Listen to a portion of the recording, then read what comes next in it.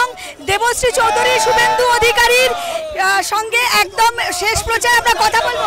কি বলবেন? পিসি তুমি কেঁদো না, ও পিসি তুমি কেঁদো না, আরে আয় মমতা দেখে যা, শুভেন্দুদার ক্ষমতা, আয় মমতা দেখে যা, শুভেন্দুদার ক্ষমতা। এই বাংলাই তো মমতা বন্দ্যোপাধ্যায়ের বাংলা, তিনিই তো এই বাংলার জননেতা হচ্ছেন। বাংলার মানুষ, বাংলার সূর্য হাঁটছে পিছনে, দেখুন জনগণের উৎসাহ দেখুন। 4 তারিখ তৃণমূল বলছে বিজেপিকে খুঁজে পাওয়া। 4 তারিখ বলল হরি হরি বল, মমতাকে কাঁধে তোল, বলল হরি হরি বল, মমতাকে কাঁধে তোল। অভিষেক বন্দ্যোপাধ্যায় বলছে মোদিজির গ্যারান্টি নয় ভাওতাবাজি। এখন পুরো ভারতবর্ষে মোদিজি গ্যারান্টি চলছে, অভিষেকের কোনো গ্যারান্টি নেই, ভাওতাবাজি গ্যারান্টি। ভারতীয় জনতা পার্টির যারা কর্মী, যারা সমর্থক, তাদের উচ্ছ্বাস তো আমরা দেখতেই পাচ্ছি এবং তার সঙ্গে আমরা কথা বলবো। কি বলবেন দাদা, এই যে উচ্ছ্বাস মানুষের বা এই যে যেভাবে নির্বাচন এগোচ্ছে ধীরে ধীরে, কিন্তু তৃণমূলের তরফ থেকে বলা হচ্ছে যে একদমই বিজেপি নিশ্চিহ্ন হয়ে যাবে। আগেরবারে তো 18টা পেয়েছে, এবারে 10টা টপকাবে কিনা তার সন্দেহ। দেখুন, এটা তো রাজনীতি আছে, এখানে যে যা ইচ্ছে বলতে পারে।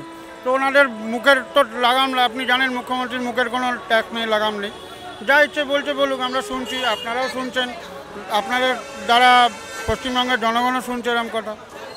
কি বলবেন, প্রকৃত উন্নয়ন হয়েছে কি এই এলাকায়? এই যে দক্ষিণ কলকাতা জুড়ে সমগ্র রাস্তায়, এর আগে মালা রায় তিনি তো নিজেই ছিলেন, তিনি সিটিং এমপি। কি বলবেন এখানকার মূলত সমস্যা কি বা কি উন্নয়ন হয়েছে বা কি হয়? আচ্ছা, আপনি কি দক্ষিণ কলকাতার লোক? একদমই না। তাহলে আপনি বুঝবেন না যে এখানে যা ছিল তাই আছে, উন্নয়ন কিছু নেই। জাস্ট এই বৃষ্টিটা কম হলে বলে, নাহলে এখানে আপনি দাঁড়াতে পারতেন না, এতখানি জলে দাঁড়াতে হতো আপনাকে, বৃষ্টিটা কম হয়েছে তাই।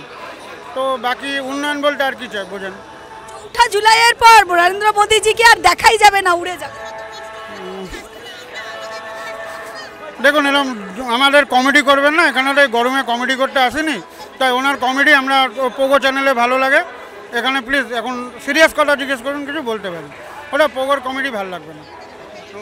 1 জুন 7ম দফার শেষ নির্বাচন এবং ঠিক সেই শেষ নির্বাচনের আগে আর হাতে মাত্র কিছুক্ষণ সময় বাকি নির্বাচনের জন্য যে প্রচার, সেই প্রচার পর্ব শেষ হবে এবং আমরা দাঁড়িয়ে আছি এখানে একদম দেশপ্রিয় পার্কের সামনে, যেখানে দেবশ্রী চৌধুরীর কে নিয়ে লাস্ট শেষ প্রচার।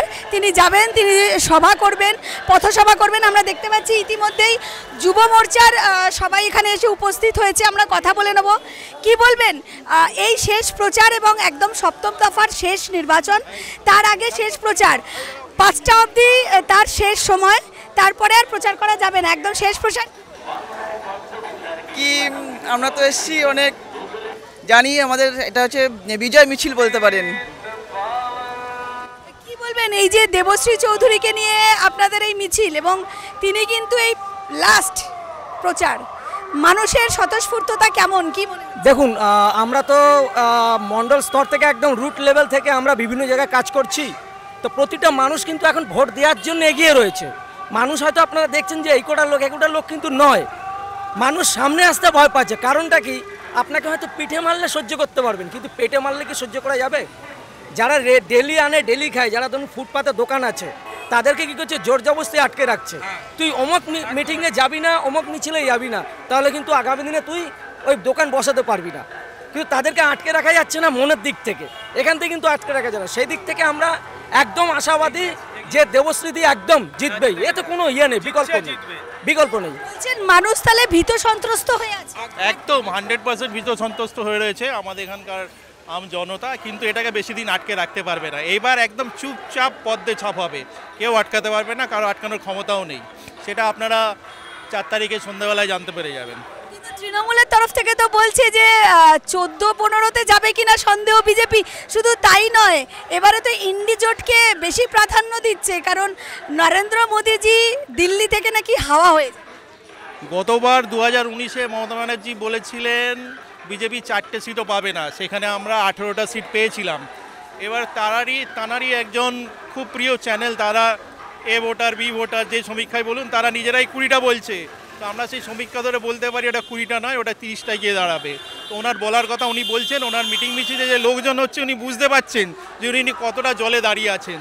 তার জন্যই আমাদের মোদিজিকে এত গালিগালাজ করছেন। পিএম কিন্তু ওনারও পিএম, আমাদেরও পিএম। আমরা কিন্তু সিএমকে গালাগালি করি না, উনি পিএমকে গালাগালি করেন, তুই তুকারিং করেন, সালা বলেন, ব বলেন, ল বলেন, অনেক কিছু। কিন্তু আমরা বিজেপি কর্মী না, সেই ভদ্রতাটা মেনটেন করি এবং এইভাবেই চলি। আমরা আগামী দিনে এইভাবেই চলবো। একদমই একদমই। আপনি বললে ইন্ডি জোট, আপনি এবার দেখে নেবেন ইন্ডি জোটের পিন্ডি পুরো চটকে গেছে, পুরো চটকে গেছে।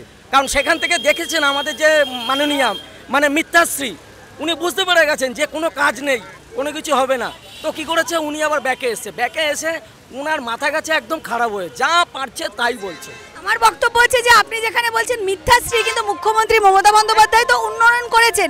তিনি 500 থেকে 1000 টাকা বাড়িয়ে দিয়েছেন, লক্ষ্মীর ভাণ্ডার এবং একাধিক ভালো ভালো প্রকল্প, যেটা কিন্তু প্রান্তিক মানুষ থেকে গ্রামের সাধারণ মানুষরা পাচ্ছে। 500 থেকে 1000 টাকা করেছে। এবার 1000 টাকা যে করেছে, ইলেকট্রিক বিলেরটা কত এসে সেটা কি আপনারা খেয়াল করছেন? কেউ খেয়াল করে দেখেছে? 1000 টাকা বাড়িয়ে ইলেকট্রিক 3000 টাকা করে দিচ্ছে, মানে পকেটে দিচ্ছে 10, এই দিক দিয়ে বেরিয়ে যাচ্ছে 20। এটা মানুষ কতদিন সহ্য করবে? ডাহা মিথ্যার ওপরে পুরো আমাদের রাজ্যটা চলছে। এটা লোক আর বেশি দিন মেনে নেবে না। তার ফলশ্রুত এইবার লোকসভায় আপনারা দেখে নেবেন। কিন্তু মোদিজির গ্যারেন্টি অভিষেক বন্দ্যোপাধ্যায় বলছে ওটা গ্যারেন্টি না, ভাওতাবাজি। দেখুন, ভারতবর্ষে আজকে কাশ্মীরকে যখন শুধরে দিতে পেরেছেন, তো এটা তো সামান্য বাংলা, হ্যাঁ, এটাকে চুনোপুটি মনে করেন। তো আজকে যেটা কাশ্মীরে যেটা ঠান্ডা করে দিয়েছেন, তো বাংলাকে অভিষেককে ঠান্ডা করার কোনো ব্যাপারই নয়। তার সঙ্গে ওনার পিসিমণি মমতা ব্যানার্জিকেও। আর বাংলার মানুষ এখন একটাই কথা বুঝে গেছে কি 72 বছরে যে ইতিহাসটা ভুল পড়ানো হয়েছে, সেটা আজকে 10 বছরে মোদিজি সেটাকে সৎপথে নিয়ে চলে এসছেন। এই জন্যে যাদের দোকান চলছে না, সেই দোকানটাকে চালাবার জন্যে লোককে ভড়কাচ্ছে। সে মমতা ব্যানার্জি হোক, অধীর চৌধুরী হোক, সে যেই হোক, সব পার্টি ইন্ডি জোট, ইন্ডিপিডি সব চটকে যাবে। তাদের কিচ্ছু করার নেই আর। মুখ্যমন্ত্রী বলছেন যে নরেন্দ্র মোদী বহিরাগত, তিনি বাইরে থেকে আসছেন এবং এসে বাংলার মাটিতে দাঁড়িয়ে ভুরি ভুরি মিথ্যা কথা বলে যাচ্ছে। এই নরেন্দ্র মোদীজি নিজের রাজনৈতিক আদর্শ পেয়েছেন রামকৃষ্ণ মিশনের থেকে। এই নরেন্দ্র মোদী বাংলার উন্নতির জন্য কাকদ্বীপ থেকে কুচবিহার হাই রোডের জন্য ইনভেস্টমেন্ট করাচ্ছেন, রেলের সম্প্রসারণ করাচ্ছেন, নতুন এইমস তৈরি করছেন। যারা বহিরাগত তকমা দিয়ে বিজেপিকে ঠেকিয়ে রাখছে, তারা নিজেরা পিসি ভাইপোর এই জালি চক্রের মধ্যে অন্তর্ভুক্ত। আমি একটা কথা বলি, আমরা যেখানে দাঁড়িয়ে আজকে কথা বলছি, দক্ষিণ কলকাতা লোকসভা তৃণমূলের সমস্ত মন্ত্রীদের আতুরঘর, অধিকাংশ মন্ত্রিসভার এখানকার মানুষ বুকে হাত রেখে বলতে পারবে দেশের অন্যান্য বড় যে মহানগর, তাদের তুলনায় কলকাতা ভালো, যাতায়াত ব্যবস্থা ভালো, স্বাস্থ্য ব্যবস্থা ভালো। তারা কি বলতে পারবেন? মোদি গ্যারেন্টি এটাই, আগামী দিনে নরেন্দ্র মোদী যদি এখানে বিজেপির সরকার তৈরি করেন, আমাদের মানুষদের, আমাদের কার্যকর্তাদের সাথে নিয়ে, বাংলা প্রকৃতপক্ষে সোনার বাংলায় পরিণত হবে। কোনো তোলাবাজ, কোনো কাটমানিখোর, কোনো ধাপ্পাবাজ, কোনো জালি, কোনো মা বোনেদেরকে 500-1000 টাকা ধরিয়ে তাদের সম্ভ্রমকে কিনে নেওয়ার নোংরা অপপ্রচেষ্টা বিজেপি সরকার করবে না। মুখ্যমন্ত্রী বলছে উন্নয়নে বাংলা প্রথম, যা যা উন্নয়ন হয়েছে গোটা ভারতবর্ষে প্রথম, বাংলা কাটমানিতে প্রথম, বাংলাদেশ থেকে অনুপ্রবেশকারীদের আশ্রয় দেওয়ার জন্য প্রথম। এটা চূড়ান্ত লজ্জার জায়গা যে পশ্চিমবঙ্গকে দেখে বলা হতো what Bengal thinks today, India thinks tomorrow. আজকে উল্টো, what Bengal starts today, India heads tomorrow. এখানে আতঙ্কবাদীদেরকে আশ্রয় দেওয়া হয়, তোলাবাজিদের, কাটমানিখোরদেরকে ইন্ডাস্ট্রিতে পরিণত করা হয়, প্রশাসনের ক্যাডারদেরকে পরিণত করা হয় পার্টির কর্মীরূপে। ডিএম থেকে এসপি থেকে প্রত্যেকেই তৃণমূলের ক্যাডার হিসেবে পরিণত। এটা মাননীয় মুখ্যমন্ত্রী করতে পেরেছেন, এটাই তার গ্যারেন্টি। আর আমাদের মোদি গ্যারেন্টি হচ্ছে বাংলাতে আমরা ক্ষমতায় আসার কোনো অপপ্রচেষ্টা করছি না, কিন্তু বাংলার মানুষের জন্য আমরা এখানে অনেক ইনভেস্টমেন্টের কাজ করছি। এখানে এই মুহূর্তে আবাস যোজনার এত বিপুল পরিমাণে যে ঘাপলা হয়েছে, সেটা কিন্তু ধীরে ধীরে ধরা পড়ছে। আমরা চাইছি বাংলার মানুষ উন্নত হোক। মোদিজির পাশেই বাংলার মানুষ আছে, মোদিজির পাশে কলকাতার মানুষ আছে, এটাই আসল কথা। দক্ষিণ কলকাতায় মালা রায় কিন্তু আগেও জিতেছেন এবং সিটিং এমপি, কি বলবেন কতটা শক্ত? মিডিয়ার যে দাদা দিদিরা, আপনাদেরকে একটা কথা বলি, তৃণমূলে মমতা বন্দ্যোপাধ্যায় ছাড়া সবাই তো ল্যাম্পপোস্ট। মালা রায় জিতলেন হারলেন কি, পিসি ভাইপো যা বলবে তাই হবে। আজকে মালা রায় থেকে তার বেশি নাচছে কেন? আগামী দিনে ভাইপোর নির্দেশে সে এখানে রাজত্ব করবে বলে। দক্ষিণ কলকাতার মানুষকে বঞ্চিত করে দক্ষিণ কলকাতার মানুষ প্রতি বছর যখনই বর্ষাকাল আসে এক হাঁটু জল, একটা কলকাতার মতো শহর ম্যালেরিয়াতে আক্রান্ত, আর এই উন্নয়নের সরকার চালাচ্ছে, এরা ম্যালেরিয়া দূর করতে পারে না, এরা ডেঙ্গু দূর করতে পারে না, এরা রাজ্য চালানোর স্বপ্ন দেখে। হাকিম তো কাজ করছেন, তিনি তো কর্পোরেশনে। না, হয়তো তিনি কানতে কানতে বলছেন যখন এই সমস্যা তৈরি হয় তাকে নাকি কাজ করতে দেওয়ার সুযোগ দেওয়া হয় না। কলকাতা শহরের প্রকৃত উন্নয়ন বিজেপি সরকার এলেই সম্ভব, এখানে কাটমানি তোলা বাজরা করতে পারবে না।